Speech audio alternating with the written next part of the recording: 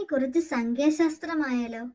നമസ്കാരം, എല്ലാം സാധ്യമാണെന്ന യൂട്യൂബ് ചാനലിന്റെ പുതിയൊരു വീഡിയോയിലേക്ക് എല്ലാവർക്കും സ്വാഗതം. ഇന്ന് നിങ്ങളുടെ മുന്നിൽ ഇവിടെ പറയാൻ ആഗ്രഹിക്കുന്ന വിഷയം, നിങ്ങൾക്ക് ചിത്രത്തിൽ കാണുന്ന ഏത് സംഖ്യ വേണമെങ്കിലും തിരഞ്ഞെടുക്കാം.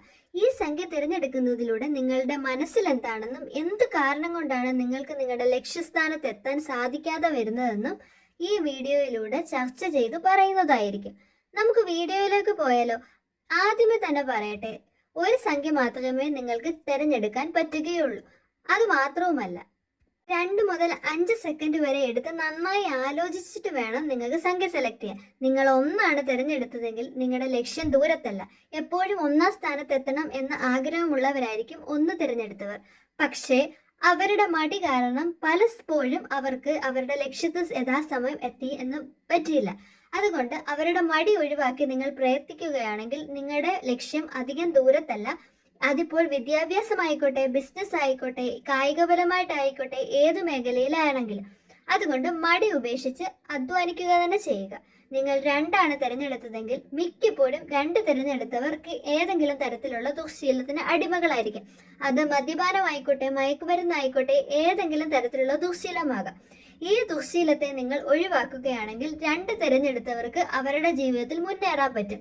കാരണം മറ്റുള്ളവരെക്കാൾ അമിതമായ ബുദ്ധിയും കഴിവുമുള്ളവരാണ് 2 തിരഞ്ഞെടുത്തവർ. നല്ല രീതിയിൽ ചിന്തിക്കാൻ കഴിവുള്ളവരുമാണ്. പക്ഷെ അവരുടെ ദുശ്ശീലമാണ് അവരെ പലപ്പോഴും നാശത്തിലെത്തിക്കുന്നത്. നിങ്ങൾ 3 തിരഞ്ഞെടുത്തതെങ്കിൽ നിങ്ങളുടെ വിജയം ദൂരത്തല്ല, അടുത്തു തന്നെ ഉണ്ടെന്ന് തന്നെ പറയാം.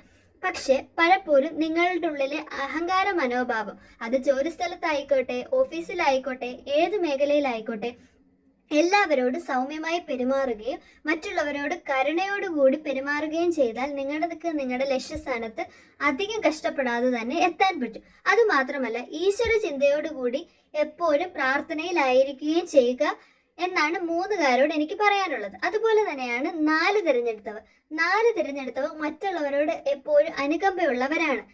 മിക്കപ്പോഴും ബിസിനസ്, മാനേജ്മെന്റ്, എഞ്ചിനീയറിംഗ് മേഖലയിൽ പ്രവർത്തിക്കുന്നവരായിരിക്കും 4 തിരഞ്ഞെടുത്തിട്ടുണ്ടാവുക. അതിനാൽ അവർ അവരുടെ ലക്ഷ്യത്തിന് വേണ്ടിയിട്ട് അഹോരാത്രം പരിശ്രമിക്കുകയും മറ്റുള്ളവരെ സഹായിക്കുകയും ചെയ്യുക. കൂടെ ജോലി ചെയ്യുന്നവരോട് അമിതമായി നല്ല രീതിയിൽ പെരുമാറുകയും അവരെ സഹായിക്കുകയും ചെയ്യുകയാണെങ്കിൽ നിങ്ങൾക്ക് നിങ്ങളുടെ ലക്ഷ്യസ്ഥാനത്ത് എത്താൻ പറ്റുക തന്നെ ചെയ്യും.